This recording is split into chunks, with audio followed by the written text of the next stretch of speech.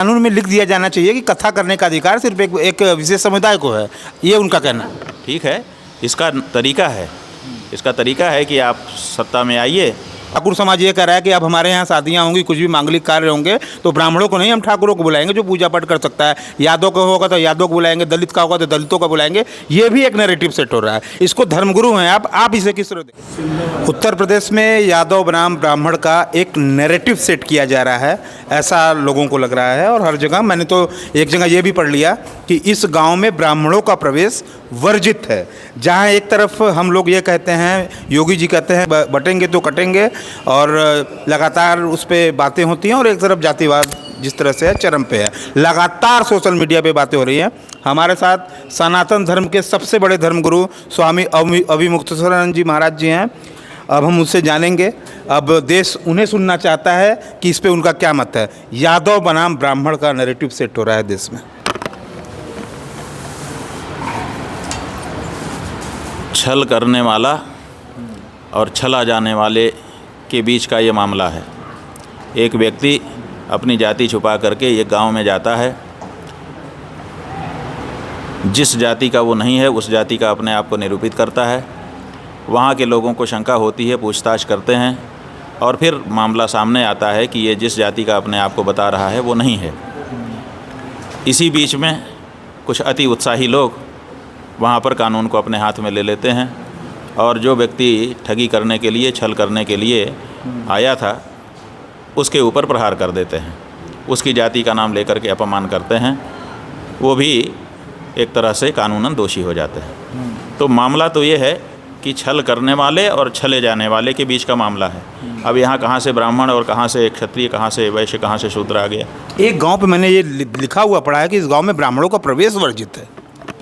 बात यह है कि ब्राह्मणों का प्रवेश किस आधार पर वर्जित है? इस आधार पर वर्जित है कि वो ब्राह्मण हैं। इसी तरह कोई लिख देगा कि यादवों का प्रवेश यहाँ वर्जित है, तो वो केवल जाति के आधार पर वर्जना हो जाएगी। ये कहाँ तक उचित है? आपके गांव में कोई चोर ना आए, आपके गांव में कोई बदमाश ना आए, आपके गांव में कोई ठग ना आए, इससे आपको सावधान रहना चाहिए। कोई ब्राह्मण आता है, कोई यादव आता है, इससे क्यों आपको दिक्कत है? तो ये जो राजनेताओं का प्रभाव है, राजनेता जो है, ये घटना ऐसी घटी, ठग तो घूमते ही रहते हैं, बहुरूपिये घूमते रहते हैं रूप धारण करके। तो एक बहुरूपिया आया और उसके बहुरूप का पर्दाफाश हो गया, इतनी सी बात है। लेकिन इस बात को इतना बड़ा करके रख दिया है कि अब ये ब्राह्मण और यादव लड़ाई हो गई है, और इसमें एक गांव में बोर्ड लगेगा कि ब्राह्मण का घुसना मना है, दूसरे गांव में लगेगा कि यादव का घुसना मना है। तो इससे नुकसान किसका होगा? देश का ही तो होगा। अखिलेश यादव ने भी ये कह दिया है कि देश तो संविधान से चलेगा, मैं इसके ऊपर आंदोलन का आह्वान करता हूँ। 21 हज़ार रुपये भी उन्होंने दिए थे, बुला करके सम्मानित किया था। बात यह है कि देश संविधान से चल रहा है। हम कह रहे हैं ना कि संविधान से चलाओ देश को। संविधान कहाँ कहता है कि उन्होंने कोई ठगी करे तो उसकी जाति के नाम पर राजनीति की जाए? संविधान कहाँ कहता है? उन्होंने कहा कानून में लिख दिया जाना चाहिए कि कथा करने का अधिकार सिर्फ एक विशेष समुदाय को है, ये उनका कहना है। ठीक है, इसका तरीका है कि आप सत्ता में आइए और संशोधन कर दीजिए। आपका जो संविधान है उसमें यह सुविधा है कि जो सत्ता में आएगा वो अपने ढंग से अपना संविधान बना लेगा, तो आप बना लीजिए, कहाँ मना कर रहे हैं। लेकिन इस दो जातियों को आप आपस में लड़ा रहे हैं, इसका दोष किसके माथे पे जाएगा? ये देश को जो तोड़ रहे हैं, इसका दोष किसके माथे पर जाएगा? ये भी तो विचार करिए। अच्छा, आपको इस रूप में तो नहीं जानना चाहेंगे हम लोग। अच्छा स्वामी जी, एक तरफ ये भी देखने को मिल रहा है कि ठाकुर समाज ये कह रहा है कि अब हमारे यहाँ शादियाँ होंगी, कुछ भी मांगलिक कार्य होंगे तो ब्राह्मणों को नहीं, हम ठाकुरों को बुलाएंगे जो पूजा पाठ कर सकता है। यादव का होगा तो यादव को बुलाएंगे, दलित का होगा तो दलितों का बुलाएंगे। ये भी एक नैरेटिव सेट हो रहा है। इसको धर्मगुरु हैं आप इसे किस तरह देखते हैं? बात यह है कि जो विवाह संस्कार है वो राजनीतिक विषय नहीं है। उसको राजनीति से जोड़ करके अगर आप शुरू करोगे तो उसका कोई परिणाम नहीं निकलेगा। जो विषय धार्मिक हैं वो धर्म के अनुसार ही रहने चाहिए।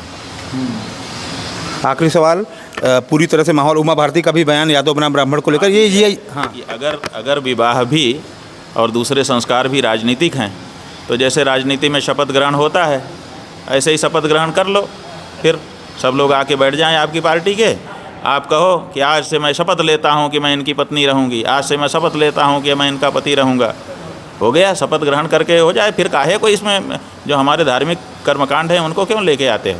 और अगर धार्मिक कर्मकांड लेकर के आते हो तो फिर धर्म के अनुसार लेकर आओ, अपने अनुसार लेकर के नहीं आना चाहिए। हर जगह पे मैं पढ़ रहा हूँ, सोशल मीडिया पे तो लगातार अभद्र भाषा का प्रयोग करा जा रहा है। ब्राह्मण समाज के ऊपर भी लगातार हमले हो रहे हैं, उधर से भी हमले हो रहे हैं, लगातार लोग इसमें इन्वॉल्वमेंट हो रहा है। और जाति के ऊपर पूरा देश, मतलब जिस देश को विश्वगुरु बनाने की बात हो रही है वो देश जाति में उलझा है। बात यह है कि यहाँ के राजनेता चाहते हैं ये, अन्यथा ये मामला जाति का नहीं है, ये ब्राह्मण और यादव का मामला नहीं है, ये ब्राह्मण और शूद्र का भी मामला नहीं है, ये मामला है ठगी करने वाले का और ठगे जाने वाले का। उस रूप में इसको देखा ही नहीं जा रहा है, बड़े आश्चर्य की बात है। स्वामी जी, देश आपकी ओर देख रहा है, ये यादव ब्राह्मण मामला तूल पकड़ लिया, लगातार इस पे बहस डिबेट हर समय हो रहा है, लगातार हो रहा है। देश आपकी ओर देख रहा है, आप क्या कहेंगे देश से, क्या संदेश आपका है? अरे भाई, हम देश के लोगों को आपके माध्यम से ये कहना चाहेंगे कि हमको चलो बैठ जाओ और बैठ करके बड़े शांति के साथ सोच करके विचार करके बताओ कि कौन सी जाति में बुरे लोग नहीं हुए, ब्राह्मण में नहीं हुए कि क्षत्रिय में नहीं हुए कि वैश्य में नहीं हुए कि शूद्र में नहीं हुए, एक। और फिर सोच करके बताओ कि कौन सी ऐसी जाति है जिसमें महापुरुष नहीं हुए, अच्छे लोग नहीं हुए। तो हर जाति में अच्छे बुरे होते हैं, इसके लिए जातियाँ आपस में लड़ जाएंगी, इसलिए ये आप मत करिए, हिल मिल करके रहिए। और जो आप में से गलत है, चाहे किसी जाति का हो, अगर गलत करे तो उसको बहिष्कृत करिए, एकदम उसके खिलाफ कड़े रहिए, ताकि दूसरे गलती करने से पहले सोचें। जाति के आधार पे ये सब चीज़ें होना कब बंद होगा? इस देश में लगातार जातिवाद इस देश में होता जा रहा है, क्या आप संदेश देंगे? आप इस, ये तो हमारे, आपको पूरा देश सुनता है, हर लोग आपको सुनते हैं, आपका क्या मैसेज है? जाति में जो लोग उलझे रहते हैं, जाति नहीं बताने वाले को भी जाति होती है, ऐसा फणीश्वर नाथ रेणु कहा करते थे। बात यह है कि बिल्कुल सही है, जात पात न मानने वालों को भी जाति होती है, पात नहीं मानने वाले का भी एक जाति हो जाती है। वही एक जाति हो जाती है कि साहब हम तो जाति पात नहीं मानते। तो इसलिए इसमें उलझने की ज़रूरत नहीं है, ये ईश्वर के ऊपर था कि उन्होंने हमको किस जाति में भेजा। जिस जाति में हमको भेजा वहाँ हमारा अच्छा ऊंचा इतिहास है, उस ऊंचे इतिहास को पढ़ें और सनातन धर्म को समझें और उसके अनुसार आचरण करें, सबके प्रति अच्छा भाव रखते हुए अपने जीवन को ऊंचा उठाएं, यही जीवन की सार्थकता है। और ये जो राजनीति वाले लड़ा करके अपना हित साध रहे हैं, उनसे सावधान रहें। ये थे हमारे साथ स्वामी अभिमुक्तेश्वरानंद जी महाराज, जिनका साफ और स्पष्ट मैसेज है कि ये सब राजनीतिक हो रहा है और ये सब षड्यंत्र है, इसे लोग बचें, जाति के ऊपर न उलझें। देश की बात के लिए स्वामी जी के साथ जितेंद्र यादव, धन्यवाद।